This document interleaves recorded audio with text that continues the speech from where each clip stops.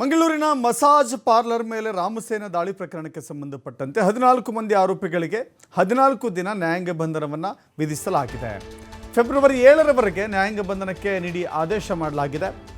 ರಾಮಸೇನಾ ಸಂಸ್ಥಾಪಕ ಪ್ರಸಾದ್ ಅತ್ತಾವರ್ ಸೇರಿ 14 ಜನರಿಗೆ 14 ದಿನಗಳ ಕಾಲ ನ್ಯಾಯಾಂಗ ಬಂಧನ.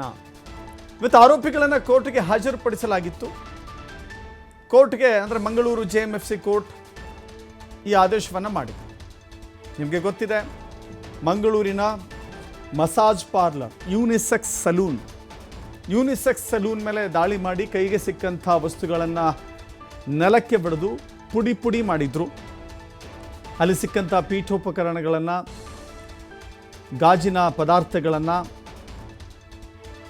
ಅಲ್ಲಿರುವಂಥ ಪ್ರತಿಯೊಂದು ಐಟಮನ್ನು ಕೂಡ ಒಡೆದು ಹಾಕಿದ್ರು. ಅದೇ ಪ್ರಕರಣದಲ್ಲಿ ಇಷ್ಟೂ ಜನರನ್ನು ಕೂಡ ಅರೆಸ್ಟ್ ಮಾಡಿದ್ರು.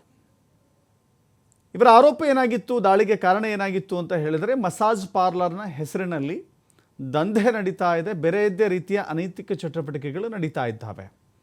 ಆ ಅನೈತಿಕ ಚಟುವಟಿಕೆಗಳನ್ನು ನಿಲ್ಲಿಸಬೇಕು ಅಂತ ಹೇಳಿ ಪೊಲೀಸರಿಗೆ ಒಂದು ದೂರು ಕೊಟ್ಟಿದ್ದರೆ ಸಾಕಿತ್ತು, ಒಂದು ವೇಳೆ ನಡೀತಾ ಇದ್ದರೆ. ಆದರೆ ಇವರ ಕಾನೂನನ್ನು ಕೈಗೆತ್ತಿಕೊಂಡು ಗೂಂಡಾಗಳ ರೀತಿಯಲ್ಲಿ ಈ ಪಾರ್ಲರ್ಗೆ ನುಗ್ಗಿ ಕೈಗೆ ಸಿಕ್ಕ ವಸ್ತುಗಳನ್ನು ಪುಡಿ ಪುಡಿ ಮಾಡಿದ್ರು.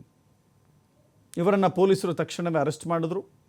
ಪ್ರಸಾದ್ ಅತ್ತಾವರ್ ಅಂತ ಹೇಳಿ ಅದರ ಅಧ್ಯಕ್ಷನೂ ಸೇರಿದಂತೆ ಅಷ್ಟೂ ಜನರನ್ನು ಇದೀಗ ನ್ಯಾಯಾಂಗ ಬಂಧನಕ್ಕೆ ವಿಧಿಸಲಾಗಿದೆ. ಇವತ್ತು ಕೋರ್ಟಿಗೆ ಹಾಜರುಪಡಿಸಲಾಗಿತ್ತು. ಆನಂತರದಲ್ಲಿ 14 ದಿನಗಳ ಕಾಲ ಜುಡಿಷಿಯಲ್ ಕಸ್ಟಡಿಗೆ ವಹಿಸಲಾಗಿದೆ.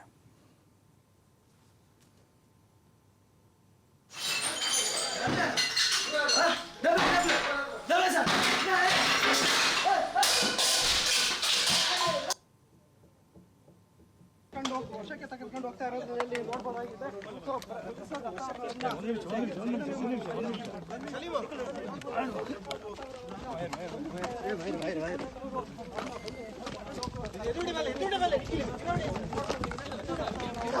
ದಾಳಿಯನ್ನು ಮಾಡಿದ್ದು ನಾವೇ ದಾಳಿಯನ್ನು ಮಾಡಿದ್ವಿ ಅಂತ ಹೇಳಿ ಅವರು ನಾವೇ ದಾಳಿಯನ್ನು